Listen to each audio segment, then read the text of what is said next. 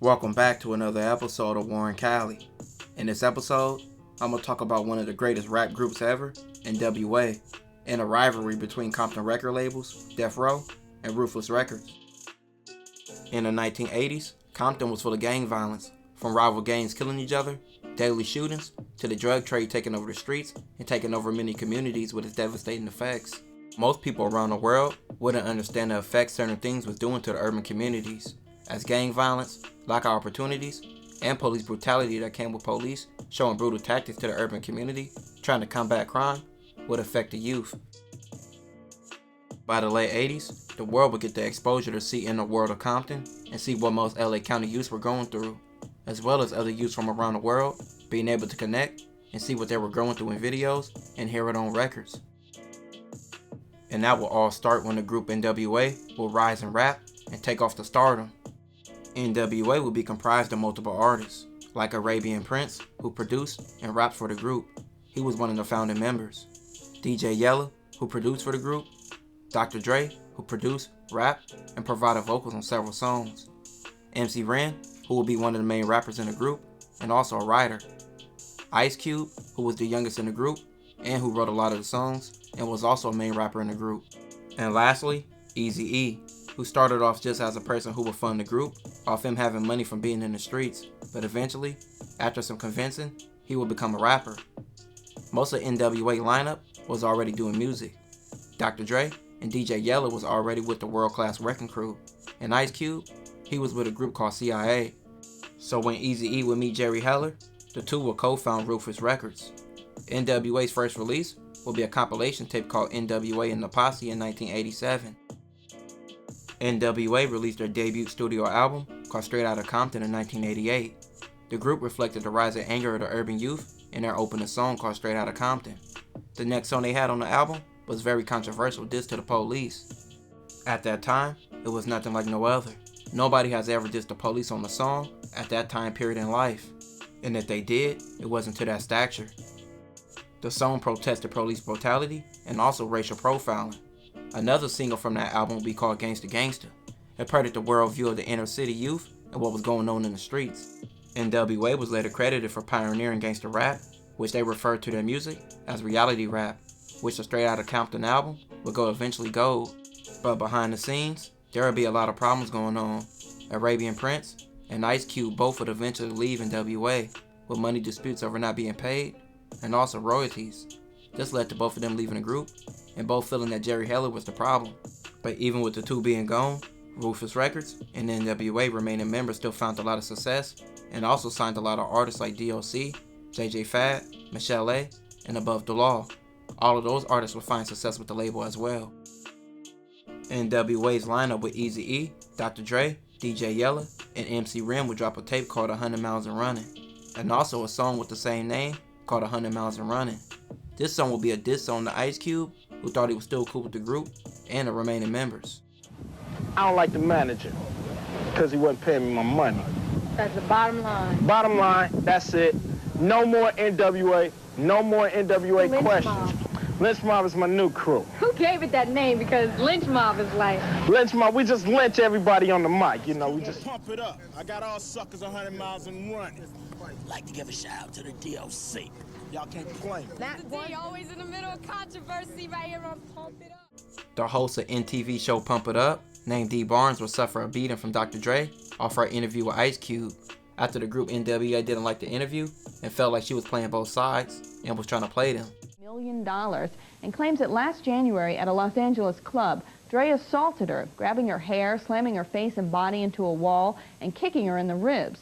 Barnes's attorneys say that Dre was apparently upset that one of Barnes's producers inserted her interview with ex-N.W.A member Ice Cube into a Pump It Up show last winter featuring N.W.A.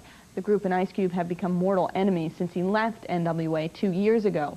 N.W.A's independent publicist Norman Winters says, quote, "I know Dr. Dre is a gentle soul, the loving father of a baby boy. I can't imagine him treating any lady in anything but a gentlemanly fashion." No comment from N.W.A's label, but when we interviewed N.W.A last March, the group was quite willing to comment on the Barnes incident. That's what she get. I hope she get it again. She got beat down. The host of that show, did something and she know what she did and got beat down, and I hope it happened again. See you around, buddy boy. Dr. Dre was absent that day because his girlfriend, the singer Michelle, was giving birth to their baby boy. Rufus Records rap group, Above the Law, will also have beef with Ice Cube and even will have a fight with him. Okay, so in the N.W.A. movie, there was a scene where Ice Cube gets into it with guys from Ruthless. Right. And I guess it was at a music seminar. And so I believe that was, you were involved That's in all above the that? law. That's above the law. He disrespect Pomona. Me and him got into a head-up scrap. Spilled over to the new music seminar. So you guys got in a fight first? Yeah, we had a fight first. Head up. At the Celebrity. At the Celebrity Theater. And say, what's up? As soon as he say, what's up? I give him to him a two-piece hot wind. Boom, he fall through the door. Chaos grab him and throw him, sling him, and then all the security rush. So by the time speeding you up to New York, the rumor gets back, Brother Law jumped Cube. It really was me and him fighting. Wasn't nobody jump, didn't nobody jump nobody, right? So Cube didn't back down either. No, he didn't. He didn't back down. He got socked out, but he didn't back down. He got socked out, but he didn't back down.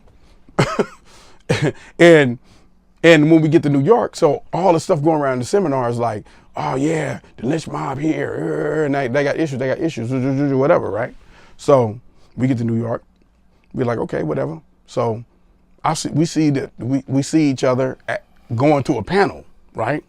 And we face off right in the middle of the seminar, and we get down, and all hell broke loose. This beef will lead to back and forth disses on both sides, but most known diss would come from Ice Cube, being called No Vaseline, where he dissed every member of N.W.A. and even dissed Jerry Heller. No Vaseline is considered one of the greatest disses of all time. Ice Cube will go on to have a successful rap career and be one of the greatest rap artists ever. Arabian Prince would go on to drop a few albums, but with no success. N.W.A.'s last album would be in 1991. By this time, Dr. Dre would start to see that Jerry Heller was not paying the group the way they should have been paid, and Dr. Dre and Eazy-E would start to have a conflict about the issue. D.O.C. would be hanging around Suge Knight, an ex-football player turned bodyguard. He would tell Dr. Dre he could get him and his then girlfriend Michelle and also D.O.C. out their contracts with Eazy-E and Ruthless Records. Now many rumors will come out on how Suge Knight got them out their contracts. In the N.W.A. movie, Straight Outta Compton, that came out in 2015, it would show that Eazy-E was set up by Dr. Dre to meet him, but was ambushed by Suge Knight and jumped by his crew of Proud Rules, and was made to sign over their contracts. But on many accounts, many people will say this was true, but many people say this was false and said that Eazy-E was never touched. Tried to bully him. He told us the story. He said that Dre called him, to meet with him to sign over, sign him, get him out the contracts or release him or whatever. But when he get there, Suge was there. So they was in a hotel room. Suge had dudes hiding in the closet under the bed. And when he get up there, Suge locked the door. All these cats come from under the bed and out the closet in the bathroom with guns. You know what I'm saying? And Dre was in there? Dre wasn't there. Oh, Dre wasn't there at all? Nah. Dre set it up, though.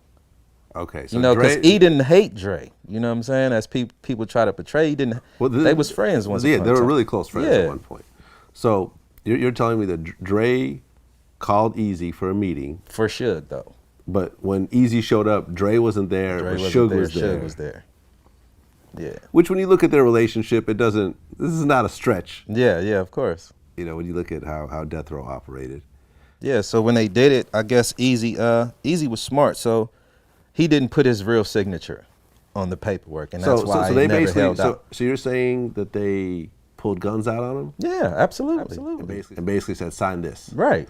Did Eazy get beat up like the movie show? Nah, hell nah. No. They didn't touch him. They didn't touch him. Nah. You know what I'm saying? He had the Atlantic Drives, the Kelly Parks, End Hoods, Southside, Spooktown, just name it. Okay. Arcadia, the whole Alondra was behind him, so we ain't put let no red rags do Eazy like that. That's a lie. Eazy didn't have all no Compton Crips ready to go to war. He's a Kelly for him. Park Crip. If that was the case, if Eazy had all the Crips rocking and rolling with him, he'd have been rolling like that. He wasn't rolling like that. You know, all of these guys can say what they want. Either way, Dr. Dre would leave Ruthless Records, ending his friendship with Eazy-E, and taking D.O.C. and Michelle A. with him. Dr. Dre would start Death Row Records with Suge Knight in 1991.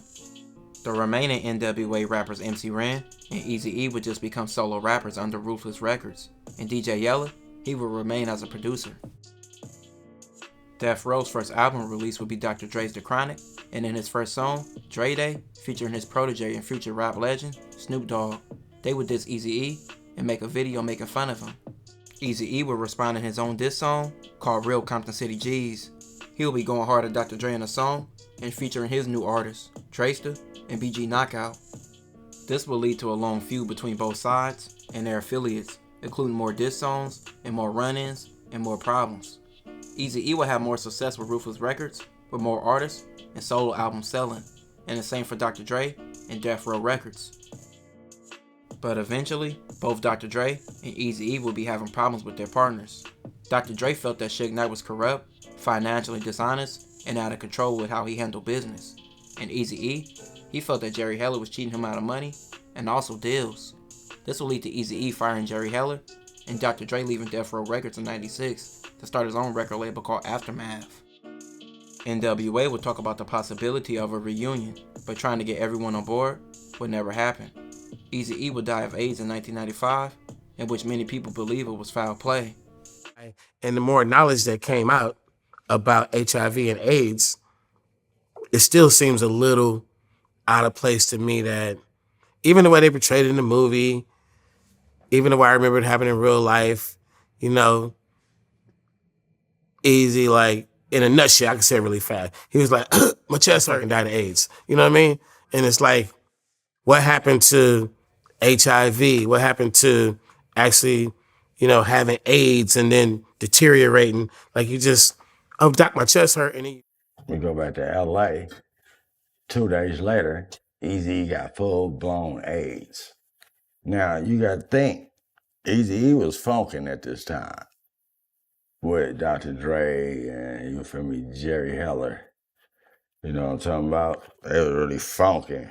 And the hospital he went to was, what, from my recollection, from what I was hearing, that the doctor, Dre, and Jerry Heller, that was their doctor. You know what I'm talking about? So when he went to the hospital, all of a sudden he got full-blown AIDS. That's not possible. You feel me? This man is breathing, doing his thing. Many years later, Suge Knight would later make a controversial statement about it, which many people would think he had something to do with it after this.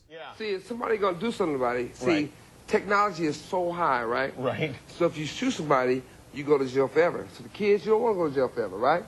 So they got this new thing out there. People sell them all the time.